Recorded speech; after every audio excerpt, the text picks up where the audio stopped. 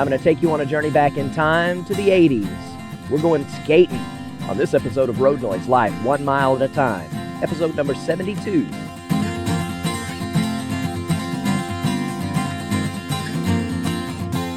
Hello and welcome again to another episode of Road Noise Life, 1 mile at a time. I'm your host, Michael Blackston, and you're sitting alongside me in the passenger seat as we drive along on my commute on the way home, this time from, where have I been? I've been to Charleston, South Carolina yesterday, and I spent the morning in a cemetery there doing some work, and then the afternoon from about 2 o'clock on into the evening in Charleston. And I actually recorded some of that. I don't know whether it's going to make a podcast or not. I looked back at some of the videos and listened to some of the audio, and I wasn't really as prepared as I thought I would be. But that's what I was doing yesterday. And then today I drove in about an hour south last night. And today I was in Walterboro, South Carolina. And now I'm on my way home. So it's afternoon. I want to say hello and welcome in if you're watching this on YouTube on the abbreviated version. Decided I'm going to make these no more than 10 minutes long on the YouTube channel because nobody wants to watch a 45-minute podcast of me heading down the road. If you do, let me know, but I doubt it. I doubt you do. Anyway, welcome in. And we're going to talk about the skating rink in this episode of Road Noise. I wrote an article in my comedy blog at funnymessylife.com, by the way, if you'd like to go check that out. And subscribe to it, please. And it got me reminiscing. I wrote a blog article about the skating rink. Back in the 1980s, we used to go all the time. I spent half of my life on the skating rink floor and in the arcade area of the skating rink. I figure it'd be crazy if you calculated how much time I spent there. And I know a lot of my friends did, because back in the day, that was the place to go when you know, at least for a family. The teenagers that could drive would go hang out at the Dairy Queen on Friday nights, and families and kids younger than that, we'd all go to the skating rink. And I loved it. And I still love to skate now. I just don't get an opportunity to go very often. But I thought I'd tell you about it. I thought that would be a neat topic for discussion in one of the episodes of the podcast. So I wrote down a bunch of stuff, got it in my trusty bullet points. Yes, I'm going to pay attention to the road. I've got the bullet points written so that I could just boom, glance and look right back up. You know, like a boss. Boom, right there, and glance right back up. We are on a roll. So I'm going to talk to you about the early days of my skating, because when I started, my mama slapped roller skates on me when I was 4 years old. I mean, I don't remember a time not being able to skate. I mean, we were there all the time, and so she slapped those skates on me, and I had to learn.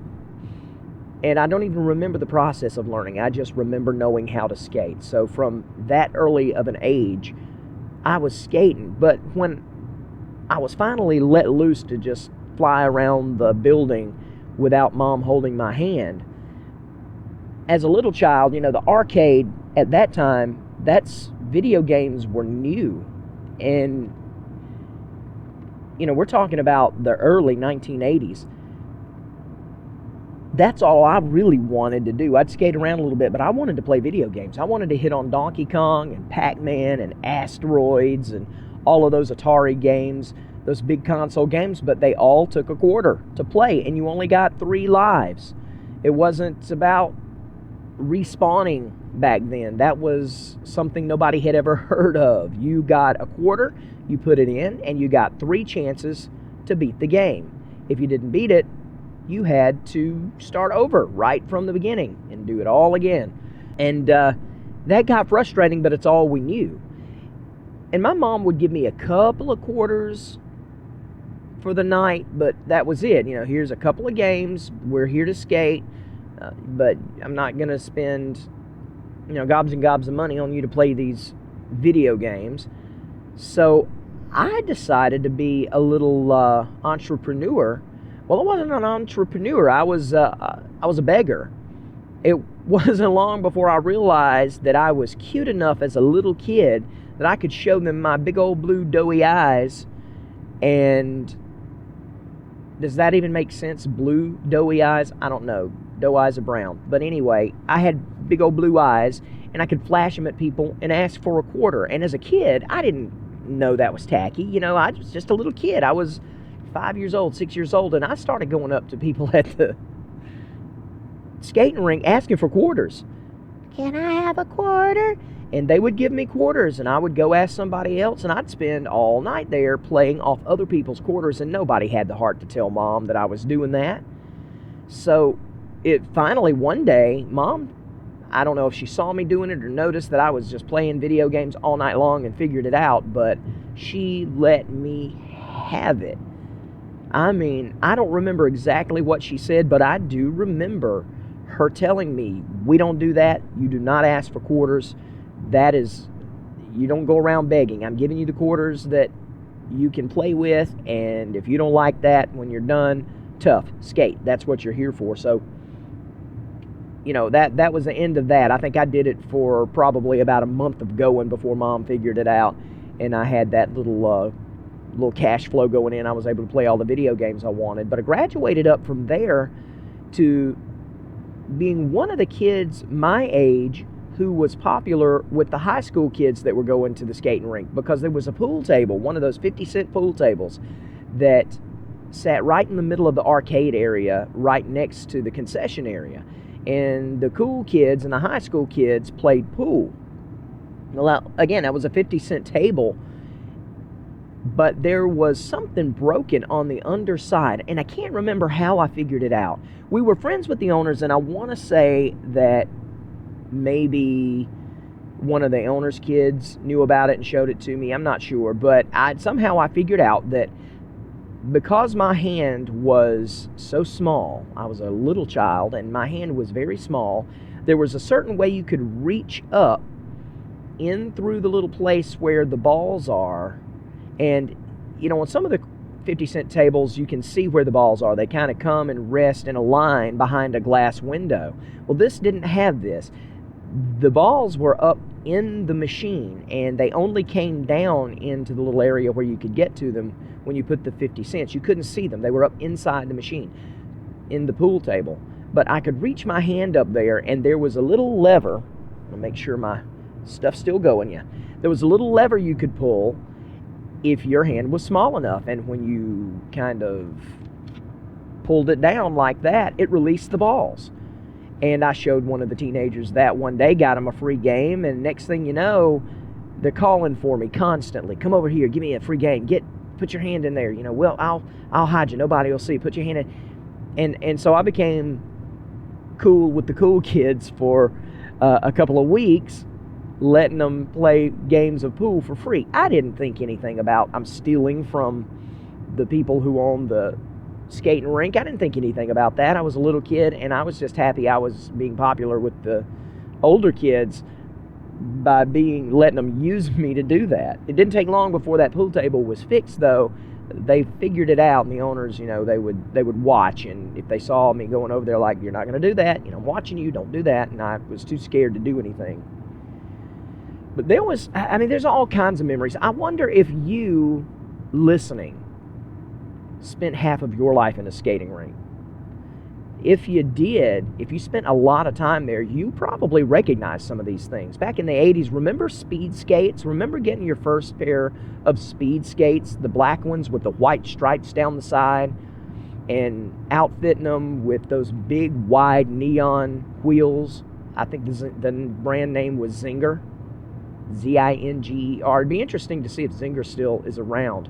If they are, I'll probably put them in the show notes, because I need to get myself a new pair of skates. I want to go back. I want to start going skating more.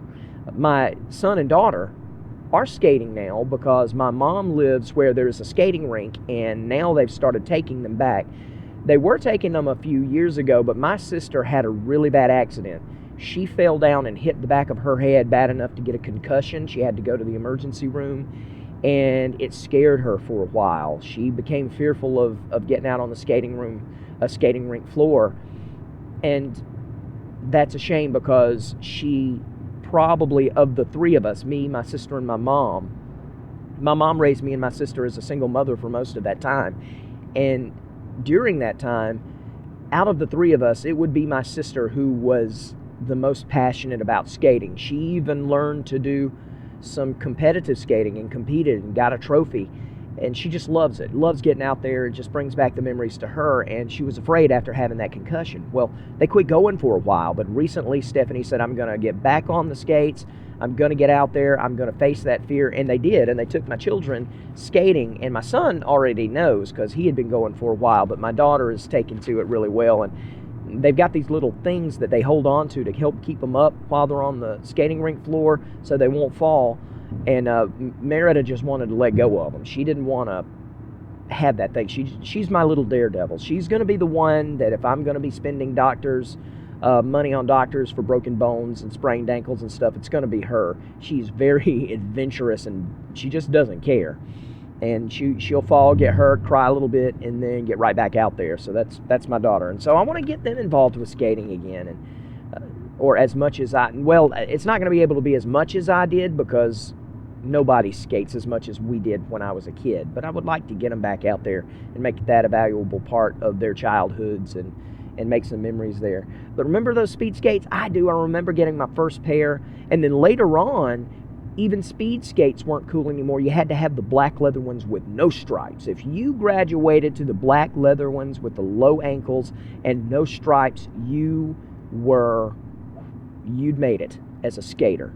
You were a serious skater. You had a real serious pair of skates. And I got mine, and I don't know whatever happened to them, but I think that's what I'm going to look for now. There was love that happened at the skating rink all the time. Now, we'll tell you that the skating rink in Anderson, South Carolina is where my mom met the man she's been married to now for 30 years. It's not my dad, it's my stepdad, but like I told you, my mom was a single mom for most of the years that we spent at the skating rink growing up, and she raised us that way. But skating at the Anderson, South Carolina skating rink, Skate In, I think is what it's called, she met my stepdad, and they've been married for over 30 years now.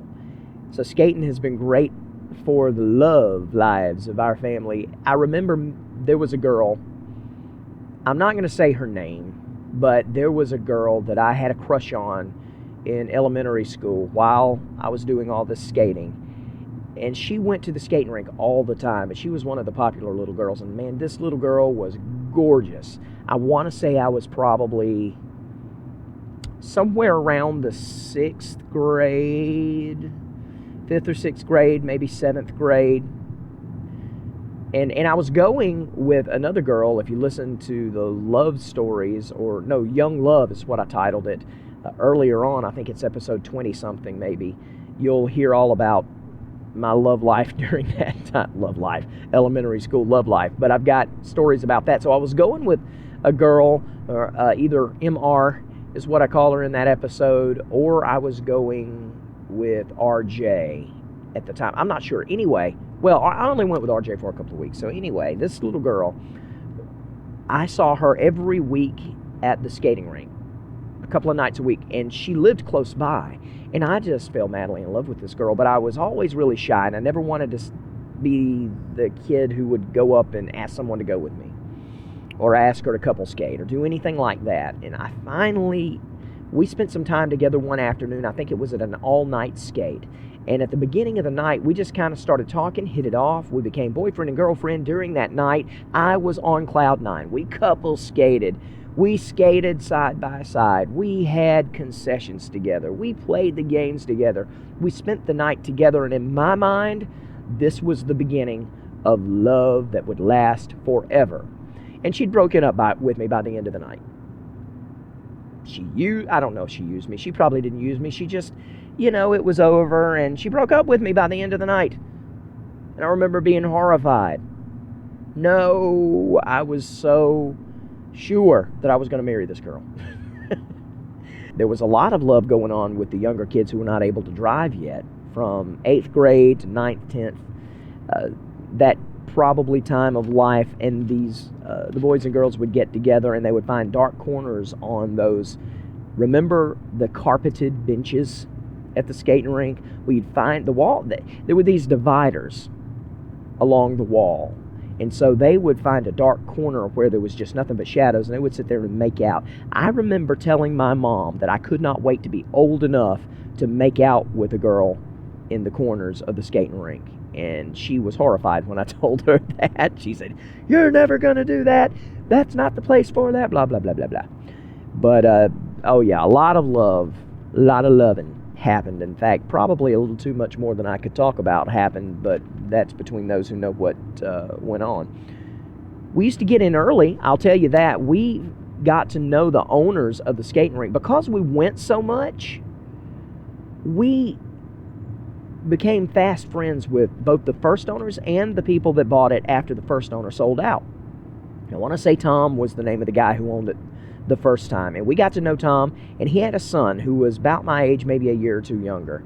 And so he would let us in. He told us, if y'all want to come on in a little early when we first get there, before we open, the kids can skate around on the floor with nobody to worry about. And I don't remember his son's name.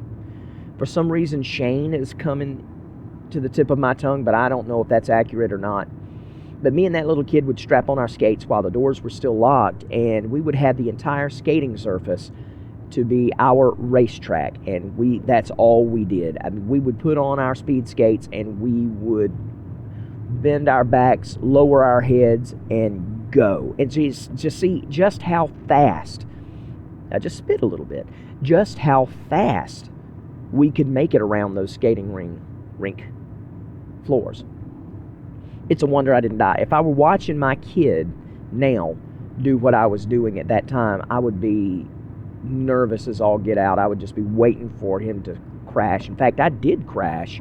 I don't think it was during one of that times, because I seem to remember other people being there, but I did get to skating too fast, and I think I couldn't stop, and I hit the wall and fell backward. But apparently I hit the wall with my chin before I fell backward, because there opened up a big cut on my chin that I think I had to get stitches for. But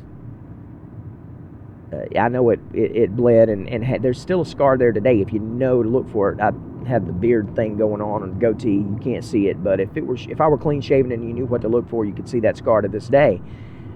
So I did hurt myself a little bit being an idiot trying to go as fast as I could possibly go. There was all kinds of things, though, that they would do during the nights. You had the guy that wore the referee shirt, the employee that ran around on skates in the referee shirt with a whistle. If you got too fast or you got too rowdy, started skating the other direction or skated in the middle, oh, you're never allowed to skate in the middle. The middle was only for special occasions, that middle circle. You stayed out of the middle. If you wandered into there, he would blow that whistle and you would have to get out immediately. The kids were afraid of him, but the older kids, I don't think, paid him any attention. But he was always the guy who had the big, huge foam dice, and you would play the dice game. And I don't even remember how the game was played, except that you would line up under. Well, they had numbers. I think it was 6 numbers, 3 on one side, 3 on the other. I think that's what it was. And he would roll the dice. Everybody would congregate and separate into even numbers, or maybe under your favorite number or whatever, as long as all the numbers were represented under a number. You would get there, and he would throw the dice in the air, and whatever number it landed on, you were out. You had to go sit down. Then they would redisperse everybody onto the numbers again. Then they would roll it, and you kept eliminating people until it came down to the last person standing, and the last person standing got a free night or a free Coke or free pizza. Usually I think it was a free skate. I think it's what they would offer. You could get in free for a night. And so you had the dice game, and you had the hokey pokey. You haven't lived until you've gotten on skates and played the hokey pokey and put your right foot in and put your right foot out and then shook it all about. And just about busted your butt because you were on roller skates while you were doing it. But if you did it a lot, like we always did, because they did it every night at some point, and we got to where we were cool with it. We could spin, and I always loved put your head in, put your head out, and then shake it all about. I would look like a mosh pit headbanger. couple skating. I remember couple skating, and you would think maybe with the loves of my life, I couple skated with that girl once or twice, and there was another girl or two here and there that I would go with at the skating rink. But my favorite memories of couple skating was with my mom. If my mom, she wasn't dating anybody at the time, and so when they would call for the couples only, my mom would grab me a lot of the times, and my mom and I would skate. And one of my fondest memories of skating, they would play Smoky Mountain Rain, and that kind of got to be mine and my mom's song. She loved that song by Ronnie Millsap, and so did I. And so if they played it, Mom would grab me, and we'd skate together. And, it's one of those memories that doesn't cross your mind very often, but when it does, it'll about bring me to tears, because I hear that song all the time. And not all the time, but all the time when I hear it, it will bring back memories and it'll bring back nostalgia, but it doesn't always bring back the details of that. And I'm going to move this off of my head here. This is driving me nuts. That little button at the top of your cap, my headphones were laying across that, and it was pressing down on the top of my head, and it's been driving me absolutely insane this entire recording. So I had to move it finally. I thought I was going to get through it without messing with it, but I couldn't. But anyway, I'll hear Smoky Mountain Rain, and I'll think, I love that song. I've always loved that song. Every now and then, it'll just take me back to why. And it's those couple skates with my mom. And that's just a wonderful, wonderful memory. I could go on and on about it, and I'm not gonna. I'm already looking at my time, already in the ballpark of 25 minutes, minus the erroneous stuff I did at the beginning trying to get started. So I'm not going to go any further on the skating rink, but if you have any memories of the skating rink, I would love to hear about it. Was there something that was an old standard there that I forgot to mention? Go ahead and send it in, and you can listen at the end of the episode to find out how to contact me to get that stuff into me, and I'd love to talk about it, and I'll give you a shout out if you send something like that in. But I'd like to share that with you if you are also a skating rink babe, because I spent so much of my childhood there. Wonderful memories there. I love the skating rink, hoping to get back into it a little bit if I have the opportunity. So now I want to get into some listener feedback. I've heard from a couple of people since I've started back. One of them was Randy. He and his wife listen to the podcast all the time and were happy to see it come back. They're regular listeners down in Kissimmee, Florida. But I got some feedback from a new person, somebody over the pond, someone in the UK. And her name is Lynn. And just as soon as I find a spot to pull over, because I'm not going to read this while I'm driving, I want to read it word for word. But she actually was telling me a little bit about starting to listen to the podcast, and she also mentioned some information. She gave me her thoughts on one of the questions to ponder, and so we're going to go into the questions to ponder here in just a minute, but I want to read her feedback first before I do that. And so as soon as I find a place, and here's a place right up here to pull over where I can do that. And of course, I didn't secure my computer beside me, and it went flying. I hope I didn't just kill anything. No, it's still recording. Okay, so let me read from Lynn. It says, I caught your show. Listen, I was about to start doing it in her accent, in a British accent. It says, I caught your show just a couple of episodes before you called it off. I didn't delete Road Noise from my list of shows because I hadn't managed to get through the entire catalog yet. Imagine how thrilled I was to see the show return. I love your sincerity, and I just adore your accent. Why, thank you. I appreciate that. I'm sure if I heard you, I would adore yours as well.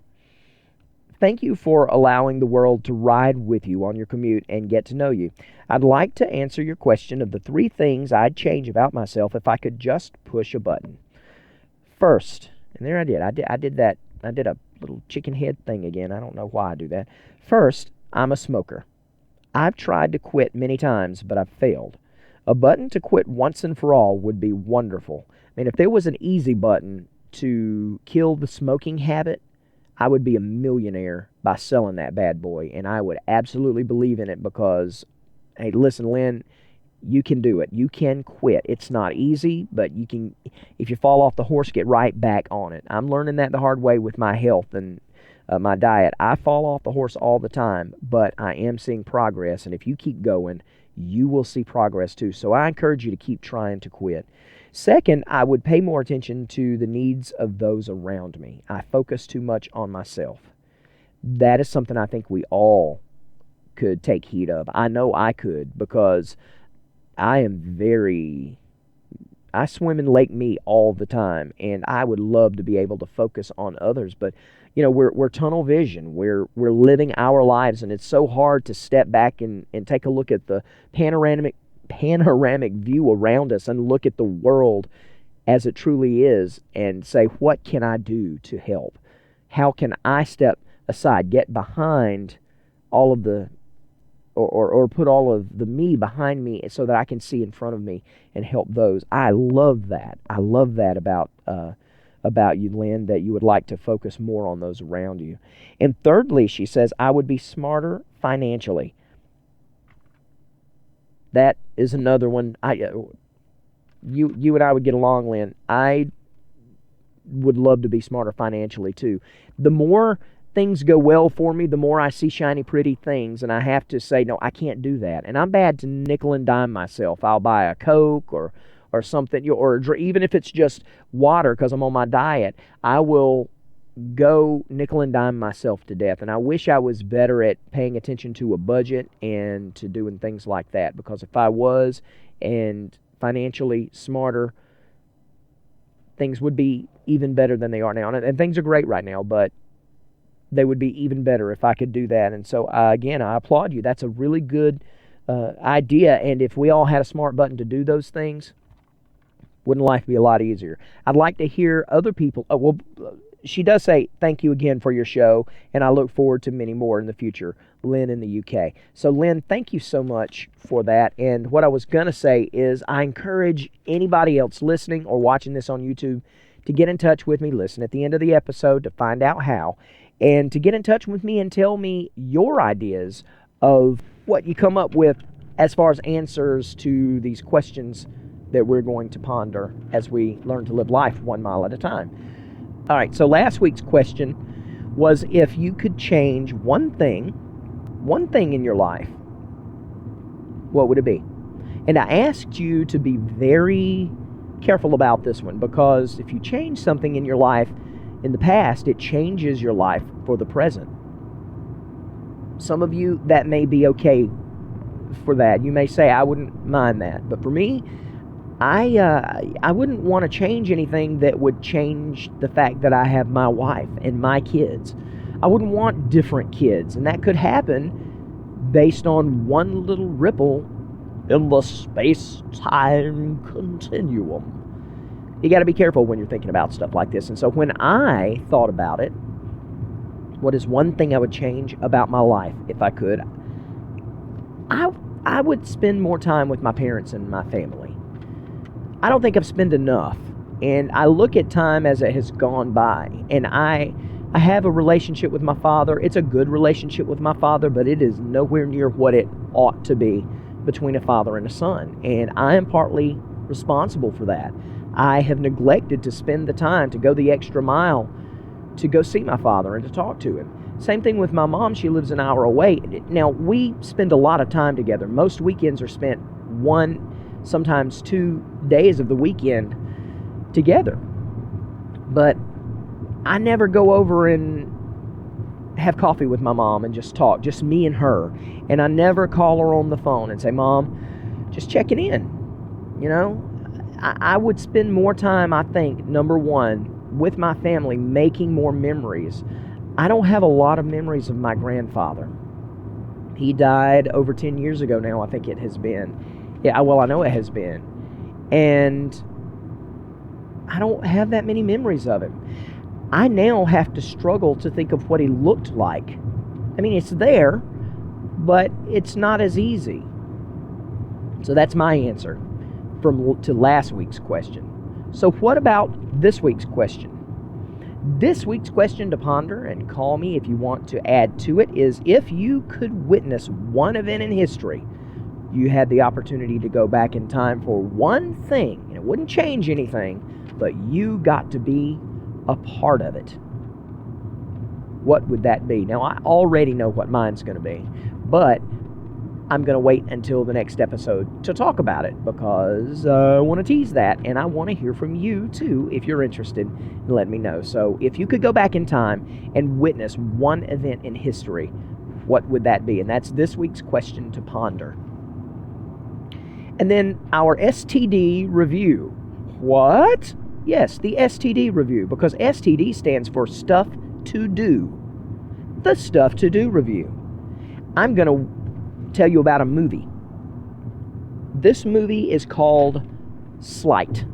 Sleight, and it snuck up on me. Last week I was in Birmingham, Alabama, and I had bought the $25 plastic bucket that you can take in if you go to the movie theater and bring the bucket in. You can just keep getting it refilled for like $4.50, which is a huge savings, as much as I watch movies when I'm out of town. And so I said I want some popcorn, and I didn't know what I wanted to watch, and there was nothing that I knew. I'd already seen Guardians of the Galaxy and all that. So I started looking into it, and I came up on the movie Sleight, and it looked interesting. It's about a young boy, a young man, I should say, who is a magician. He's a sleight of hand magician, a street magician. But he and his sister have lost their mother, and it is on him to take care of his younger sister. And they live in the bad parts of LA. And so he falls into being a drug dealer, thinking he's going to be able to make some quick money, then get out, because he's a smart kid. He's a moral kid. He doesn't like doing what he has to do. Unfortunately, that life is not easy to get out of once you get started and things escalate. And I knew going in that this movie was going to have a lot of coarse language in it. I knew it because of the plot. Honestly, if you're going to tell a story that is accurate about the streets of Los Angeles, gangland, drugs, violence, if you're going to tell a story, and there was a lot of redeeming qualities in this movie, in the story, that made it worth seeing for me, you're just going to have to deal with the language. If you're someone who has sensitive ears, then I go ahead and warn you, there's a lot of the F-bomb dropped in this one. I will say, however, the Lord's name is not taken in vain that I can remember at all.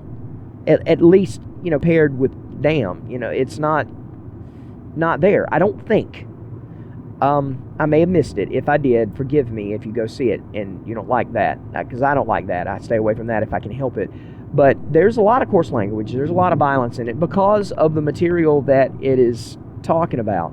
But this movie was very well acted. It was a good screenplay. It was just done real well. It was filmed a little dark for me, but a lot of stuff took place at night. The main kid is the kid, I think, it's the young black man who played Time in Collateral Beauty, another movie that I fell in love with and bought it as soon as it came out, the Will Smith movie. If you haven't seen Collateral Beauty, bring a box of tissues or have them by your side when you stream it or Redbox it or Netflix it or whatever you're going to do. It is a great movie, but man, it is an emotional movie. It was to me, at least. But the same kid, I think it's the same young man that played Time in Collateral Beauty that plays the lead in this. And Dule Hill, who, if you're familiar with his work, he was Gus in the movie, or in the television series, the USA television series, Psych.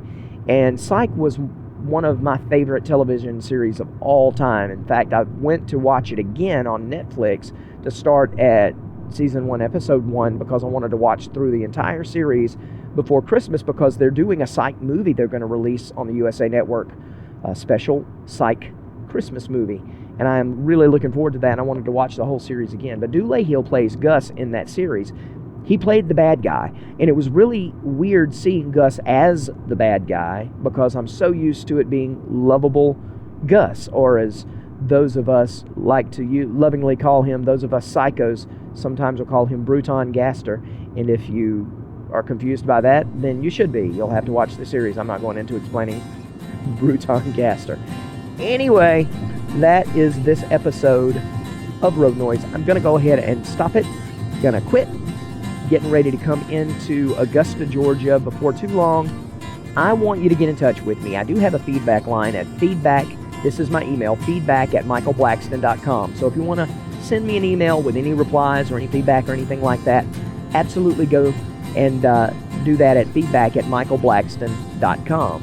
Everything else you can find at the Road Noise Podcast website, and that is simply roadnoisepodcast.com. If you'll go there, I've got all the ways to get in touch with me. You can find me on iTunes and all that other stuff. Leave an iTunes review if you'd like to. The phone line is in the show notes. If it's not, it should be, and it will be from now on. I'll go ahead and give you that, 706-408-7456. I have a voicemail line. You can get in touch with me if you'd like to do it that way as well. So until next episode, this has been number 72. So until number 73, I'm Michael Blackston. Thanks for sitting alongside me as we learn to live life 1 mile at a time. Okay, here we go. Road Noise. This is Road Noise, life 1 mile at a time. I'm going to take you back into the day. No, that doesn't sound good. And why would I even start it when I'm coming up to a stop sign and I need to look both ways and concentrate on the road? Here we go. Let's try this again. I'm going to take you into a... Let's try it again. Lick my lips. Lick my lips. Scratch my eye behind all of this art, hardware, and architecture that I've got on my head. And drink some water. I'm going to have a forehead/eyeball area itch now that I can't get to. Okay, now am I ready? Okay, we're good. I hope the battery on my computer lasts for this. Okay, here we go. One more drink of water. Good to go. Good to go. Ready to go. All right. In 3, 2, 1.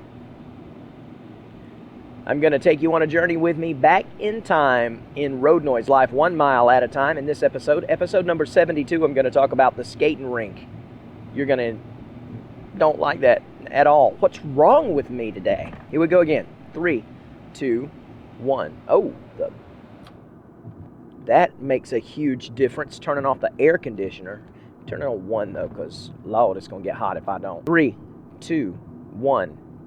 I'm going to take you on a journey back in time to the skating rink in the 80s, in the 80s, when I was a little one. 3, 2, 1.